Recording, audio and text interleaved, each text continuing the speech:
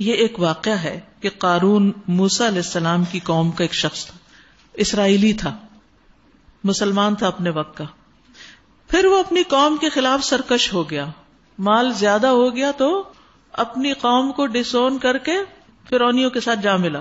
اور ہم نے اس کو اتنے خزانے دے رکھے تھے کہ ان کی کنجیاں طاقتور آدمیوں کی ایک جماعت مشکل سے اٹھا سکتی تھی، یعنی اتنا مال تھا اس کے پاس. ایک دفعہ جب اس کی قوم کے لوگوں نے اس سے کہا لا تفرح، مت اتراؤ، ان اللہ لا يحب الفرحین، اللہ اترانے والوں کو پسند نہیں کرتا، یعنی اپنے مال و دولت پہ غرور نہ کرو، اللہ کو مغرور لوگ پسند نہیں. یہاں پر جو لفظ استعمال ہوا لا تفرح، خوش نہ ہو، تو دو طرح کی خوشی ہوتی ہے. فرح نام بھی ہوتا ہے، تو فرح وہ خوشی جو اللہ کا شکر ادا کرنے کی طرف لے جائے وہ پسندیدہ ہوتی ہے، اور وہ خوشی جو سرکشی کی طرف لے جائے، وہ نعمت جو اللہ کا شکر ادا کرنے کی بجائے اللہ کی نافرمانی پہ ابھارے، تو ایسی خوشی اور ایسی خود پسندی اور سرکشی جو ہے وہ ناپسندیدہ ہے. اور یہ بھی اس کا معنی کیا گیا ہے کہ دنیا کے مال پہ بہت خوش نہ ہو. ہم اپنے دلوں کا جائزہ لیتے رہا کریں. سب سے زیادہ خوش ہم کس وقت ہوتے ہیں؟ جب ہمیں دین کی کوئی نئی بات پتہ چلتی ہے یا دنیا کا کوئی مال ہمارے پاس آتا ہے. دین ملنے پر یا دنیا ملنے پر ہم خوش زیادہ کہاں ہوتے ہیں؟ دین کا کام کر کے یا دنیا کا کام کر کے؟ یہ اپنے آپ سے باتیں کیا کریں، اپنے دل کا خود ہی خود جائزہ لیا کریں. میں تو صرف ایک آپ کو راہ دکھا رہی ہوں کہ کہاں کہاں اپنا محاسبہ ہم کر سکتے ہیں، اپنا جائزہ کیسے لے سکتے ہیں کہ ہم دنیا کے بندے یا آخرت کے بندے، دنیا کی محبت زیادہ یا آخرت کی محبت زیادہ ہے. تو یہاں پر انہوں نے کہا کہ تم اتنے مالدار ہو، اس مال کے ملنے پر اتنے خوش مت ہو. اب دیکھیے صحابہ جو تھے، جب ان کے پاس دنیا کا مال آتا، نعمتیں زیادہ ہوتی تو وہ فکر مند ہو جاتے تھے. یاد ہے آپ کو کہ جب جنگ تبوک سے جو لوگ پیچھے رہ گئے تھے تو ان میں سے کعب بن مالک کو جب سب نے ان سے بائیکاٹ کر لیا تو اپنا واقعہ سناتے ہیں، تینوں سے کیا تھا.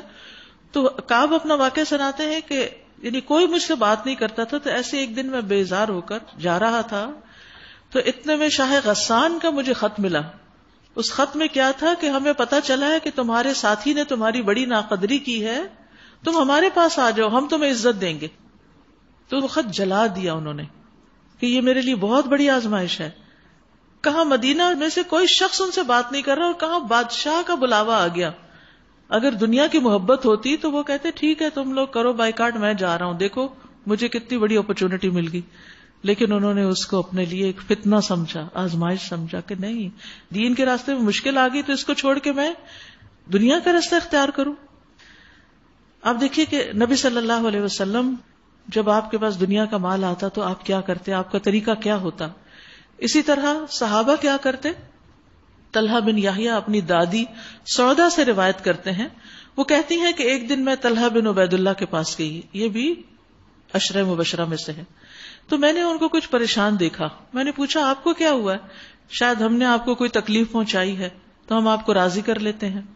انہوں نے کہا نہیں، تم تو بہت اچھے مسلمان کی بیوی ہو، لیکن بات یہ ہے کہ میرے پاس بہت سا مال جمع ہو گیا اور مجھے سمجھ نہیں آ رہی کہ میں اس کے ساتھ کروں کیا. میں نے کہا تو اس میں غمگین ہوئے کہ کیا بات ہے، اپنی قوم کے لوگوں کو بلائیں، سب میں تقسیم کر دیں. تو انہوں نے اپنے بیٹے سے کہا اچھا بیٹے بلاؤ سب کو. تو پھر وہ کہتے ہیں میں نے خزانچی سے پوچھا کہ کتنے پیسے تھے، وہ تو پتا چلا کہ 4 لاکھ. تو اب آپ دیکھیے کہ جن کے دل آخرت میں لگے ہوئے ہوں، جب ان کے پاس دنیا کا مال جمع ہوتا ہے تو ان کو فکر ہوتی ہے کہ اس کا حساب بھی ہوگا اور اس کو کسی اچھی جگہ لگ جانا چاہیے اور یہ ضائع بھی نہ ہو. مال کی پریشانی میں تو ہر شخص مبتلا ہوتا ہے، لیکن کیا پریشانی ہوتی ہے کہ یہ کہیں چوری نہ ہو جائے، کہیں ڈی ویلیو نہ ہو جائے، یا کہیں ضائع نہ ہو جائے، کسی بزنس میں لگائیں تو کہیں خسارہ نہ ہو جائے. لیکن ہم میں سے کتنے ہیں جو اس فکر میں بھی ہوں کہ اس کا حساب ہونا ہے تو یہ کسی اچھے کام میں لگ جائے، اچھے کام میں لگ جائے. ہم سب جو بھی خواتین کے پاس عموماً زیور جیولری وغیرہ ہوتی ہے تو سنبھال کے اپنے بچوں کے لیے رکھنی بھی چاہیے. ان کو بھی خالی ہاتھ نہیں چھوڑنا چاہیے کہ آپ کے پاس ہو اور وہ بےچارے لوگوں سے مانگتے پھرے. لیکن اس میں بھی ایک اعتدال، سب کچھ ان کے لیے نہیں، کیونکہ وہ کل ہمارے کام نہیں آنے والے. وہ تو دنیا میں بھی منہ پھیر جاتے ہیں، آخرت میں کہاں پوچھتے ہیں. الا المتقین، سوائے تقوی والوں کے. تو اس میں سے اپنی آخرت کے لیے بھی ہمیں فکر کرنی چاہیے، اس کے لیے بھی کچھ نکالنا چاہیے، کیونکہ دنیا کا حصہ تو انسان نے استعمال کر ہی لیا، لیکن عقل مند وہ ہے جو اس دنیا سے اپنی آخرت بناتا ہے۔ تو قارون کو انہوں نے یہی مشورہ دیا کہ اس پہ تم اتراؤ نہ اور اپنے آپ کو بڑی چیز نہ سمجھو، بلکہ وابتغ فیما آتاک اللہ الدار الآخرہ، یہی وہ نصیحت تھی جو انہوں نے اس کو کی کہ جو مال تجھے اللہ نے دیا اس سے آخرت کے گھر بنانے کی فکر کرو۔ مالدار ہونا برا نہیں، لیکن مالدار ہو کر صرف دنیا بنانا انسان کے حق میں اچھا نہیں۔ اسی مال سے انسان اپنی آخرت بنائے، اور دنیا میں سے بھی اپنا حصہ فراموش نہ کرو، دنیا میں بھی اچھے طریقے سے رہو، احسان کرو جس طرح اللہ نے تیرے ساتھ احسان کیا۔ اللہ نے تجھے دیا نا، تو اللہ کے بندوں کو دے، اور زمین میں فساد برپا کرنے کی کوشش نہ کرو، اللہ مفسدوں کو پسند نہیں کرتا، کیونکہ مال کی زیادتی بعض اوقات پھر فساد بھی لاتی، بگاڑ بھی لاتی ہے۔ تو اس نے کہا یہ سب کچھ تو مجھے اس علم کی بنا پر دیا گیا ہے جو مجھے حاصل ہے، میری اپنی قابلیت ہے، میری محنت ہے۔ کیا اس کو یہ علم نہ تھا کہ اللہ اس سے پہلے بہت سے ایسے لوگوں کو ہلاک کر چکا ہے جو اس سے زیادہ قوت اور جمعیت رکھتے تھے؟ مجرموں سے تو ان کے گناہ پوچھے نہیں جاتے۔ ایک روز وہ اپنی قوم کے سامنے پورے ٹھاٹھ میں نکلا، پورے ٹھاٹھ میں۔ جو لوگ حیات دنیا کے طالب تھے، دنیا کی محبت رکھنے والے، وہ اسے دیکھ کر کہنے لگے کاش ہمیں بھی وہی ملتا جو قارون کے پاس ہے۔ انہ لذو حظ عظیم، یہ تو بڑے نصیبے والا ہے۔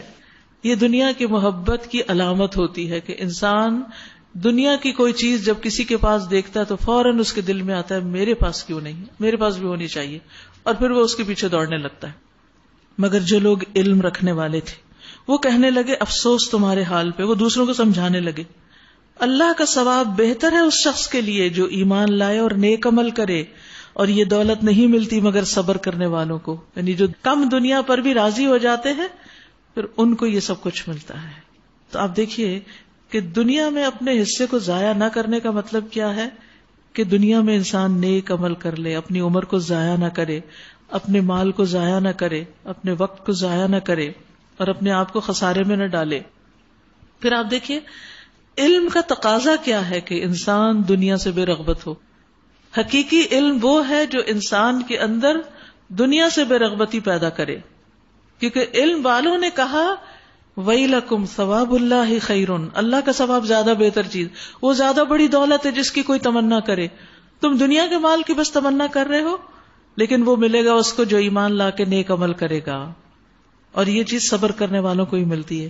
تو یاد رکھیے بعض اوقات انسان کو خود علم حاصل کرنے کے لیے اور پھر اس علم کو پھیلانے کے لیے، اس علم سے فائدہ اٹھانے کے لیے اور فائدہ پہنچانے کے لیے انسان کو اپنی دنیا چھوڑنی پڑتی ہے، قربانی کرنی پڑتی ہے۔ نبی صلی اللہ علیہ وسلم جب مدینہ چلے گئے ہجرت کر کے، تو اس وقت کیا ہوا؟ ابو ہریرہ کہتے ہیں کہ بے شک ہمارے مہاجر بھائیوں کو بازار میں خرید و فروخت کا شغل رہتا اور انصاری زراعت میں لگے رہتے، لیکن ابو ہریرہ نے تو اپنا پیٹ بھرنے کے لیے رسول اللہ صلی اللہ علیہ وسلم کو لازم کر لیا۔ یعنی ایسے مواقع پر جب سب لوگ اپنے اپنے دنیا کے کاموں میں لگے ہوں تو کچھ لوگ ابو ہریرہ جیسے ہونے چاہیے کہ جو علم کے ساتھ وابستہ ہو جائیں۔ وہ کہتے ہیں کہ وہ ایسے موقع پہ حاضر رہتا جہاں لوگ حاضر نہ رہتے، جن مجلسوں میں اور لوگ نہیں جاتے تھے ابو ہریرہ جاتے تھے، اور وہ باتیں یاد کر لیتے جو دوسرے لوگ یاد نہ کر سکتے تھے۔ تو یہ صبر کے ساتھ ہی ہوا نا۔ بعض لوگ اپنا سارا دن علم کی مجلس سے پر کر لیتے، سارا ٹائم ٹیبل ان کا علم کی مجالس ہی ہوتی، ایک مجلس ختم نہ ہوتی کہ دوسری کی طرف چلے جاتے، یہاں تک کہ انہیں اپنے کھانے کے لیے گوشت بھوننے کا وقت بھی نہ ملتا، کچا بھی کھا لیتے، یعنی پکا کے اگر کھانا کھانے کا وقت نہیں ملتا، خصوصاً وہ طالب علم جو ایک ملک سے دوسرے اور تیسرے میں جاتے تھے تو وہاں ان کے پاس کوئی ایسا انتظام تو نہیں ہوتا تھا اور اتنا مال بھی نہیں ہوتا تھا، تو تکلیفیں اور مشقتیں اٹھا کر انہوں نے علم حاصل کیے۔ یہ دین ایسے ہی نہیں پہنچا ہم تک، اس کو جو بھی پہنچائے گا اسے قربانی کرنی پڑے گی، اپنی ذات میں سے، اپنے گھر میں سے، دنیا میں سے، کاروبار میں سے وقت نکالنا پڑے گا، اور یہ نہیں کر سکتے مگر صبر والے ہی۔ یعنی جو دنیا کی زندگی کی زینت کو حاصل کرنے سے صبر کر لیں کہ کوئی نہیں کل مل ہی جائے گی، جو دنیا کی لذتوں اور خواہشات کو کنٹرول کر سکتے ہوں اور جو اللہ کی اطاعت میں اور دین میں محنت کرنے لگ جائیں، وہی صابرون ہیں یہاں.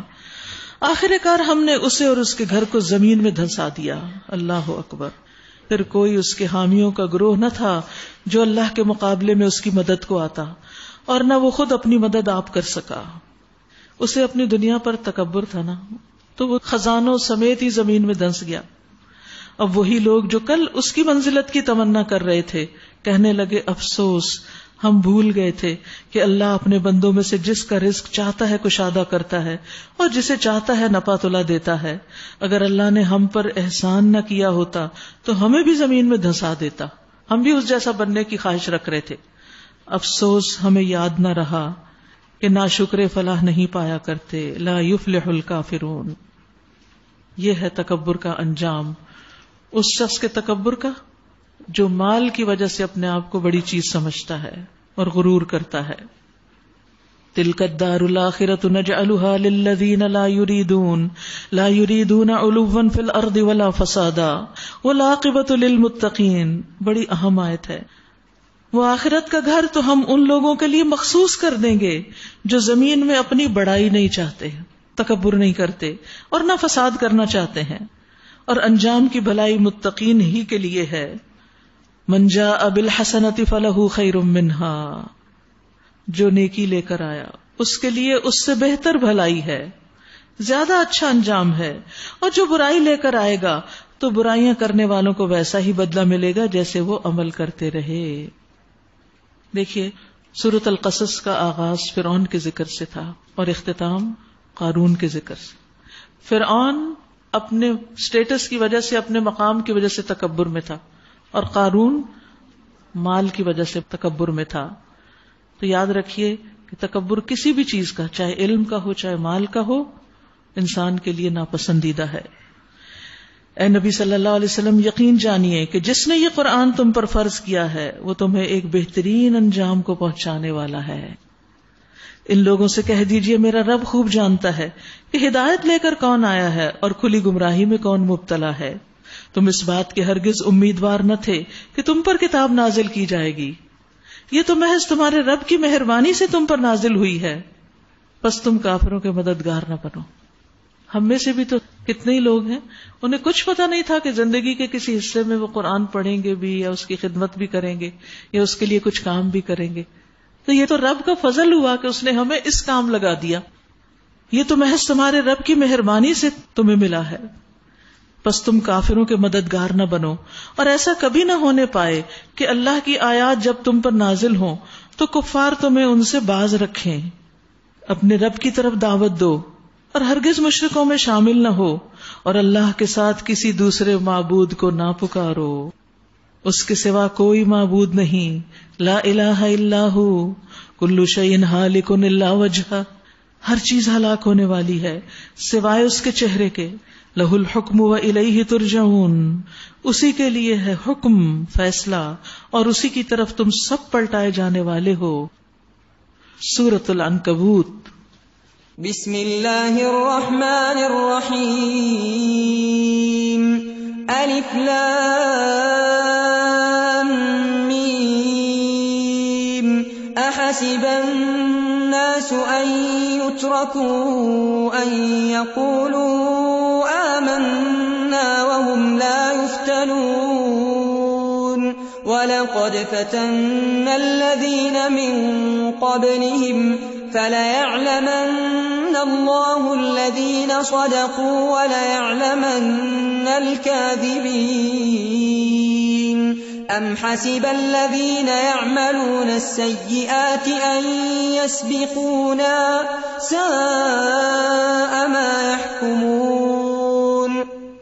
شروع کرتی ہوں اللہ کے نام سے جو بے انتہا مہربان نہایت رحم فرمانے والا ہے. الف لام میم. الف لام میم. کیا لوگوں نے یہ سمجھ رکھا ہے کہ وہ بس اتنا کہنے پہ چھوڑ دیے جائیں گے کہ ہم ایمان لائیں، یعنی زبان سے بس بول دیں گے اور کافی، اور ان کو آزمایا نہ جائے گا؟ حالانکہ ہم ان سب لوگوں کی آزمائش کر چکے ہیں جو ان سے پہلے گزرے ہیں. جس نے بھی لا الہ الا اللہ کہا اس کا امتحان ہوا. اللہ کو تو ضرور یہ دیکھنا ہے کہ سچے کون ہیں اور جھوٹے کون ہیں، اور یہ امتحان کے بغیر تو نہیں پتہ چلتا. اور اللہ کو تو خیر پتہ ہے، اللہ بندوں پہ بھی ثابت کرتا ہے. اور کیا وہ لوگ جو بری بری حرکتیں کر رہے ہیں یہ سمجھے بیٹھے ہیں کہ ہم سے بازی لے جائیں گے؟ بڑا غلط حکم ہے جو وہ لگا رہے ہیں.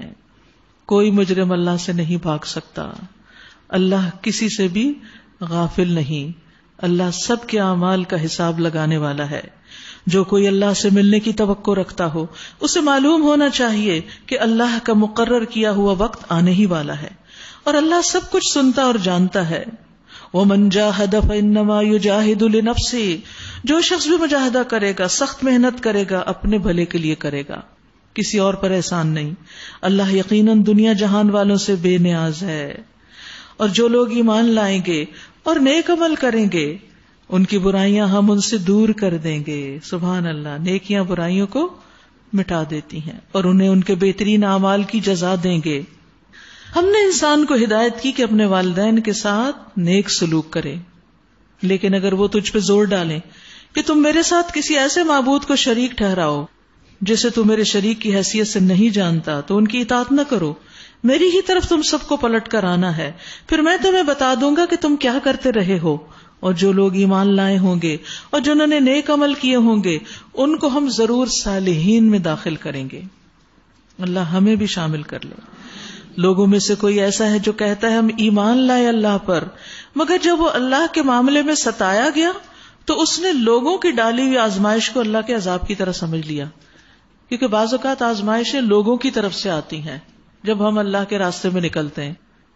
اب اگر تیرے رب کی طرف سے فتح و نصرت آ گئی تو یہی کہے گا کہ ہم تو تمہارے ساتھ تھے. کیا دنیا والوں کے دلوں کا حال اللہ کو بخوبی معلوم نہیں؟ اور اللہ کو تو ضرور یہ دیکھنا ہے کہ ایمان لانے والے کون ہیں اور منافق کون. یہ کافر لوگ ایمان لانے والوں سے کہتے ہیں کہ تم ہمارے طریقے کی پیروی کرو اور تمہاری خطاؤں کو ہم اپنے اوپر لے لیں گے، تمہارے بوجھ ہم اٹھا لیں گے. حالانکہ قیامت کے دن کوئی کسی کا بوجھ نہ اٹھا سکے گا، بلکہ جو برا کرے گا بعد میں آنے والے بھی جو برا کریں گے پہلے شخص پر ذمہ داری جائے گی، کیونکہ اس نے آغاز کیا تھا. جیسے قابیل کو ہر قتل کی سزا میں سے ایک حصہ ملتا ہے، حالانکہ ان کی خطاؤں میں سے کچھ بھی وہ اپنے اوپر لینے والے نہیں. وہ قطعاً جھوٹ کہتے ہیں. ہاں ضرور وہ اپنے بوجھ بھی اٹھائیں گے اور اپنے بوجھوں کے ساتھ دوسرے بہت سے بوجھ بھی، یعنی جن دوسروں کو بھی انہوں نے گمراہ کیا. اور قیامت کے روز یقیناً ان سے ان افطرا پردازیوں کی باس پرس ہوگی جو وہ کرتے رہے ہیں. ہم نے نوح علیہ السلام کو اس کی قوم کی طرف بھیجا اور وہ 50 کم 1000 سال ان کے درمیان رہے. آخرکار ان لوگوں کو طوفان نے آ گھیرا اس حال میں کہ وہ ظالم تھے. اتنی لمبی مدت تک اللہ کا کام کرتے رہے، کتنا صبر ہوگا ان میں. پھر نوح علیہ السلام کو اور کشتی والوں کو ہم نے بچا لیا اور اسے دنیا والوں کے لیے ایک نشان عبرت بنا کر رکھ دیا. اور ابراہیم علیہ السلام کو بھیجا جبکہ اس نے اپنی قوم سے کہا اللہ کی بندگی کرو اور اس سے ڈرو، یہ تمہارے لیے بہتر ہے اگر تم جانو. تم اللہ کو چھوڑ کر جنہیں پوج رہے ہو وہ تو محض بت ہیں اور تم ایک جھوٹ گڑ رہے ہو. در حقیقت اللہ کے سوا جن کی تم پرستش کرتے ہو وہ تمہیں کوئی رزق بھی دینے کا اختیار نہیں رکھتے. اللہ سے رزق مانگو اور اسی کی بندگی کرو اور اس کا شکر ادا کرو اور اسی کی طرف تم پلٹائے جانے والے ہو. اور اگر تم جھٹلاتے ہو تو تم سے پہلے بہت سی قومیں جھٹلا چکی ہیں اور رسول پر صاف صاف پیغام پہنچا دینے کے سوا کوئی ذمہ داری نہیں. کیا ان لوگوں نے کبھی دیکھا ہی نہیں کہ اللہ کس طرح خلق کی ابتدا کرتا ہے پھر اس کا اعادہ کرتا ہے؟ یعنی کس طرح مثلاً ایک پودا پیدا ہوتا ہے پھر وہ کٹ جاتا ہے اور اس کا بیج دوبارہ ایک نیا پودا پیدا کرنے کا سبب بن جاتا ہے. یقیناً یہ دوبارہ پیدا کرنا تو اللہ کے لیے آسان تر ہے. ان سے کہو کہ زمین میں چلو پھرو اور دیکھو کہ اس نے کس طرح خلق کی ابتدا کی. پھر اللہ بارے دیگر بھی زندگی بخشے گا. یقیناً اللہ ہر چیز پر قادر ہے، جسے چاہے سزا دے، جس پر چاہے رحم فرمائے. اسی کی طرف تم پھیرے جانے والے ہو. تم نہ زمین میں عاجز کرنے والے ہو نہ آسمان میں. اللہ سے بچانے والا کوئی سرپرست اور مددگار تمہارے لیے نہیں ہے. جن لوگوں نے اللہ کی آیات اور اس کی ملاقات کا انکار کیا وہ میری رحمت سے مایوس ہو چکے ہیں اور ان کے لیے دردناک سزا ہے. پھر اس کی قوم کا جواب اس کے سوا کچھ نہ تھا کہ انہوں نے کہا قتل کر دو اسے یا جلا ڈالو اس کو. آخر کار اللہ نے اسے آگ سے بچا لیا. یقیناً اس میں نشانیاں ہیں ان لوگوں کے لیے جو ایمان لانے والے ہیں. اور اس نے کہا تم نے دنیا کی زندگی میں تو اللہ کو چھوڑ کر بتوں کو اپنے درمیان محبت کا ذریعہ بنا لیا، یعنی بتوں کی وجہ سے تم سارے اکٹھے ہو، یہ تمہاری سینٹر آف لائف ہے، اس کی وجہ سے تم ایک دوسرے کو چاہتے ہو، اور جو ان بتوں کو نہیں مانتا ہو اس کو تم آؤٹ کاسٹ کر دیتے ہو. تو بالکل اسی طرح جو دین والے ہوتے ہیں وہ اللہ کی خاطر ایک دوسرے سے محبت کرتے ہیں. اللہ کی ذات ان کے لیے ایک کامن چیز ہوتی ہے جس کی وجہ سے وہ جڑتے ہیں. جتنی جتنی اللہ سے محبت بڑھے گی اتنی ہی اللہ کی خاطر جن سے محبت کرتے ہیں ان سے بھی محبت زیادہ ہوگی اور وہ پائیدار ہوگی. مگر قیامت کے روز تم ایک دوسرے کا انکار اور ایک دوسرے پہ لعنت کرو گے اور آگ تمہارا ٹھکانہ ہوگی اور کوئی تمہارا مددگار نہ ہوگا. اس وقت لوط علیہ السلام نے اس کو مان لیا، یعنی وہ آپ پر ایمان لے آئے. اور ابراہیم علیہ السلام نے کہا میں اپنے رب کی طرف ہجرت کرتا ہوں، وہ زبردست ہے اور حکیم ہے، اور ہم نے اسے اسحاق اور یعقوب جیسی اولاد عطا کی. سبحان اللہ. اس کی نسل میں نبوت اور کتاب رکھ دی اور اسے دنیا میں اس کا اجر عطا کیا اور آخرت میں وہ یقیناً صالحین میں سے ہوگا. اور ہم نے لوط علیہ السلام کو بھیجا جبکہ اس نے اپنی قوم سے کہا تم وہ فحش کام کرتے ہو جو تم سے پہلے دنیا میں سے کسی نے نہیں کیا. کیا تمہارا حال یہ ہے کہ مردوں کے پاس جاتے ہو اور راہزنی کرتے ہو اور اپنی مجلسوں میں برے کام کرتے ہو، نہیں اوپنلی اعلانیہ. پھر کوئی جواب اس کی قوم کے پاس اس کے سوا نہ تھا کہ انہوں نے کہا لیا اللہ کا عذاب اگر تو سچا ہے. لوط علیہ السلام نے کہا ہے میرے رب ان مفسد لوگوں کے مقابلے میں میری مدد فرما. تو لوط علیہ السلام کی قوم اس نے برائی کا ایک نیا ہی طریقہ گھڑ لیا. ہوتا یہ ہے کہ جب نئے نئے طریقے سے برائی آتی ہے نا سامنے تو بعض اوقات انسان دھوکہ بھی کھا جاتا ہے اور جلد اس کی طرف مائل بھی ہو جاتا ہے اس کے نئے پن کی وجہ سے. اسی لیے اس کا ذکر یہاں کیا جا رہا ہے.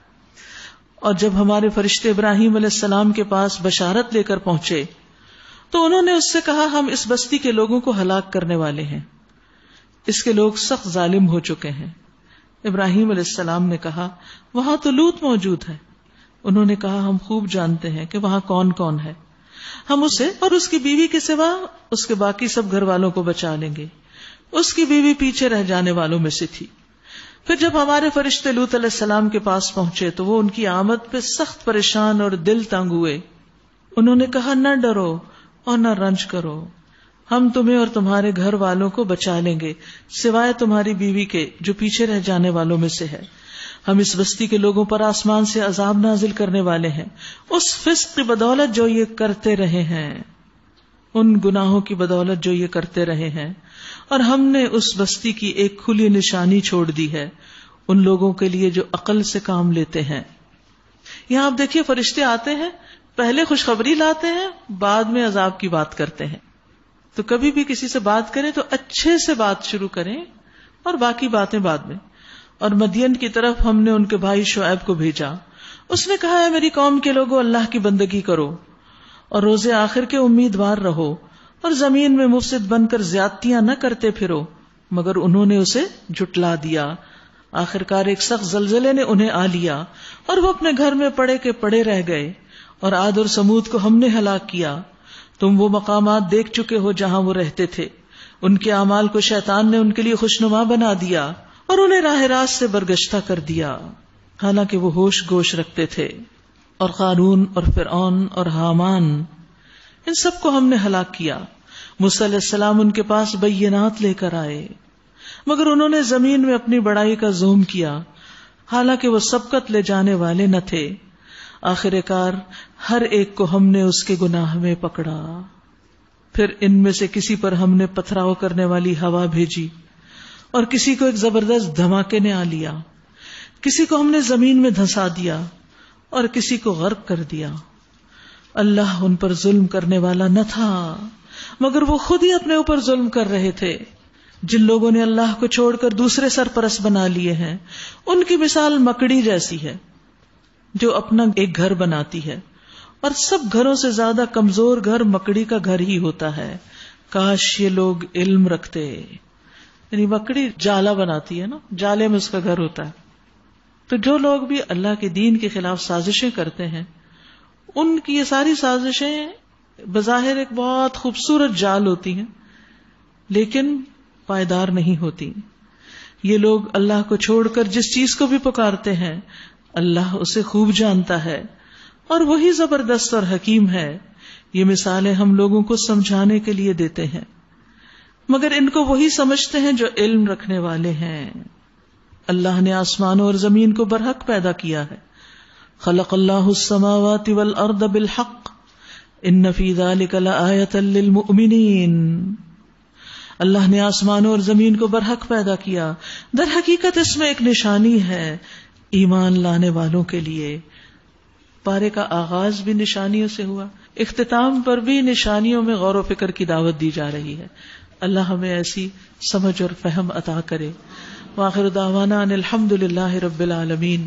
یہ جو رب انی لما انزلت الی من خیر فقیر کی دعا آپ نے پڑھی، یہ رشتے اور شادی میں آسانی کی دعا بھی کہی جاتی ہے.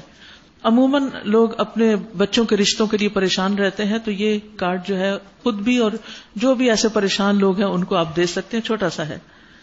اس کے علاوہ ایک اور کام کے لیے بھی آپ اپنا حصہ ڈال سکتے ہیں. الہدا کے تحت کراچی میں کام شروع ہوا تھا 2000 میں، اور الحمدللہ اس کے بعد یہ سلسلہ سندھ تک پھیل گیا. وہاں بھی تعلیم، تربیت اور ویلفیئر کا کام ہو رہا ہے. راشن وغیرہ بھی وہاں جا کر انٹیریئر میں تقسیم کیا جاتا ہے. حیدرآباد، میرپور خاص، لاڑکانہ، بدین، راجو خانانی، بخش و نظامی، شکارپور اور کئی دوسرے علاقوں میں ہماری خواتین جاتی ہیں. وہاں درس بھی دیتی ہیں، قرآن کی کلاسز شروع کی جاتی ہیں. ناظرہ تجوید پڑھانے کے لیے مساجد میں قاری حضرات بھی مقرر کیے جاتے ہیں. کراچی اور حیدرآباد 2 جگہ ہاسٹل بھی ہیں بچیوں کے لیے، جہاں سندھ کے مختلف علاقوں سے لڑکیاں آتی ہیں اور ان کو تعلیمی اور تربیتی کورسز کروائے جاتے ہیں، قرآن پڑھایا جاتا ہے. اس کے بعد وہ بچیاں اپنے شہروں اور گاؤں وغیرہ میں جا کر مزید پڑھانے کا سلسلہ شروع کرتی ہیں. انہی علاقوں میں پھر قربانی کا گوشت بھی تقسیم کیا جاتا ہے. الحمدللہ یہ کام کافی پھیل رہا ہے. اس کے لیے ہمیں آپ سے تعاون چاہیے. تعاون کیا ہے کہ نمبر 1، اگر آپ سندھ کے کسی بھی علاقے سے تعلق رکھتے ہیں اور سندھی زبان آپ کو آتی ہے اور آپ کچھ وقت نکال سکتے ہیں تو آپ ہمارے ساتھ تعاون کیجیے، اپنے نام لکھائیے. پھر اسی طرح یہ ہے کہ جب ہم وہاں وزٹ کریں آپ ہمارے ساتھ جا سکتے ہیں اور وہاں اپنے علاقے سے بچیوں کو پڑھنے کے لیے لائیے. ہمیں آپ کا یہ تعاون چاہیے کہ جہاں جہاں آپ کا انفلوئنس ہے وہاں سے بچیاں لا کر پڑھنے کے لیے ہاسٹلز میں داخل کرائیے، تاکہ وہ آپ کے لیے صدقہ جاریہ ہو. ان بچیوں کو اسپانسر بھی کر سکتے ہیں. اسی طرح یہ ہے کہ حیدرآباد میں الحمدللہ بلڈنگ خریدی گئی ہے جس کی کچھ پیمنٹ اس کی ابھی باقی ہے. جنہوں نے وہ زمین دی اور جگہ دی انہوں نے خود بھی حصہ ڈالا. جو بچیاں وہاں کام کر رہی ہیں انہوں نے بہت محنت کی اور جو فنڈ اکٹھے کر سکتے تھے کر کے اس کے اندر حصہ ڈالا. اب یہ آپ کی باری. زندگی میں یہ پروجیکٹ ہو کوئی بھی، ہر ایک میں چاہے آپ ایک اینٹ کی قیمت ڈالیں، اپنا حصہ ڈالا کریں. ہمیں نہیں پتا ہوتا کس جگہ سے کتنی خیر نکلے گی اور وہ ہمارے مرنے کے بعد ہمارے لیے صدقہ جاریہ بنے. اور سندھ کے حالات تو آپ سب کو معلوم ہی ہے کہ وہاں دنیاوی تعلیم ہو یا دینی تعلیم، اس میں کتنی زیادہ محنت کی ضرورت ہے. تو اگر ایسی جگہ پر جو واقعی شدید ضرورت کی جگہ ہے اس میں اگر ہم انشاءاللہ خرچ کریں گے تو اللہ سبحانہ وتعالی ہمارے لیے صدقہ جاریہ بنائے گا. تو اس کے لیے جو لوگ خود جا کر مدد کرنا چاہیں، بچیوں کو لانا چاہیں، تو پلیز آپ برجیس اور روبی ہیں یہاں پر، ان سے آپ بات کر لیں، اپنے نام ریسپشن پر لکھوا دیں تاکہ آپ سے رابطہ کیا جا سکے. ٹھیک ہے؟ اور پھر جب جس شہر میں انشاءاللہ جائیں گے وہاں پر پھر آپ ساتھ چلیں، وہاں سے لوگوں کو اکٹھا کریں، ان کو درس دیا جائے اور انہیں تعلیم پر ابھارا جائے تاکہ جہالت دور ہو. آپ یقین کریں بعض اوقات بچیاں وہاں سے آتی ہیں، ان کو طہارت کا نہیں پتا. جہالت کی جسے کہتے ہیں نا، اندھیروں پر اندھیرے ہیں. جتنا مجھے اپنی زندگی میں کام کا موقع ملا ہے، سب سے زیادہ جو مشکل جگہ مجھے محسوس ہوتی ہے وہ سندھ کے اندرونی علاقے اور دور دراز کے گوٹ گاؤں وغیرہ ہیں. یہ ہماری ذمہ داری ہے. جن کو اللہ نے ریسورسز دی اللہ ان سے پوچھے گا کہ انہوں نے ان لوگوں کی فکر کیوں نہیں کی. ہم سب کی ذمہ داری.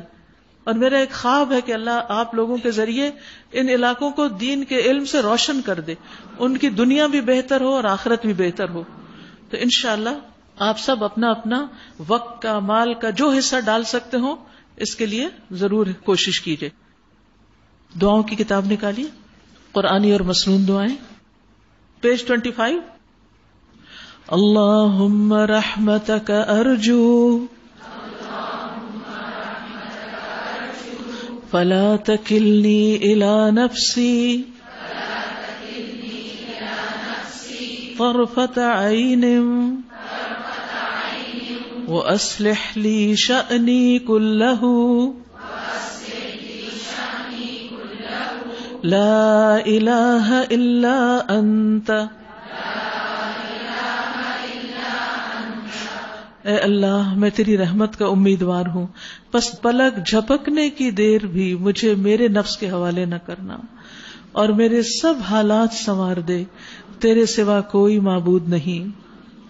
اللہم انی اسألک علما نافعا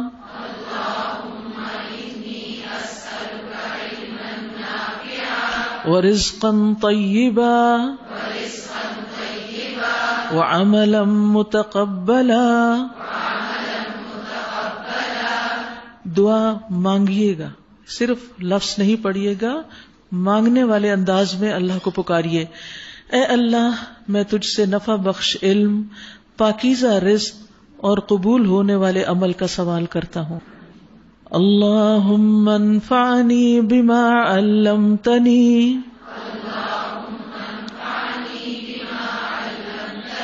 وعلمنی ما ینفعنی وزدنی علما.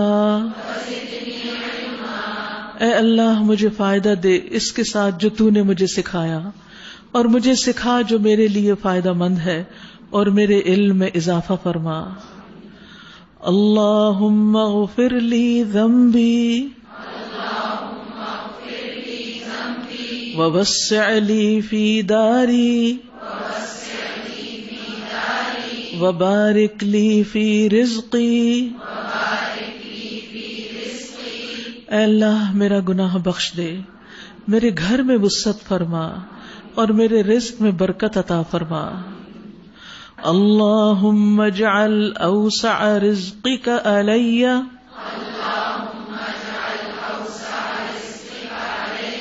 عند کبر سنی وانقطاع عمری. اے اللہ مجھ پر میرے بڑھاپے کے قریب اور میری عمر کے خاتمے تک اپنا رزق کشادہ رکھنا، کسی کا محتاج نہ کرنا. اللہم اکفنی بحلالک عن حرامک وأغننی بفضلک عمن سواک. اے اللہ میری کفایت کر اپنے حلال کے ساتھ، اپنے حرام سے بچا، اور مجھے اپنے فضل سے اپنے سوا ہر کسی سے بے نیاز کر دے. جس شخص پر قرض ہو اگر وہ اس کو پڑھے تو پہاڑوں برابر قرضہ بھی ادا ہو جاتا ہے. اللہم قنعنی بما رزقتنی وبارک لی فیہ واخلف علی کل غائبۃ لی بخیر.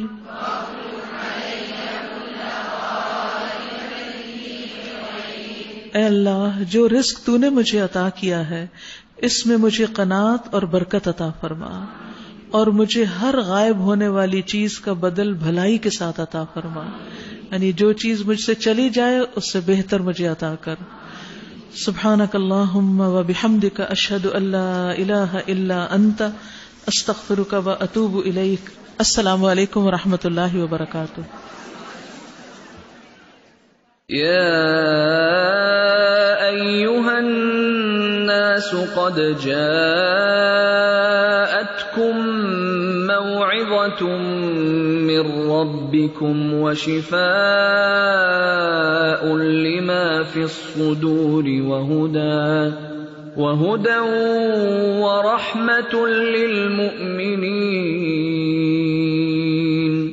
قل بفضل الله وبرحمته فبذلك فليفرحوا هو خير مما يجمعون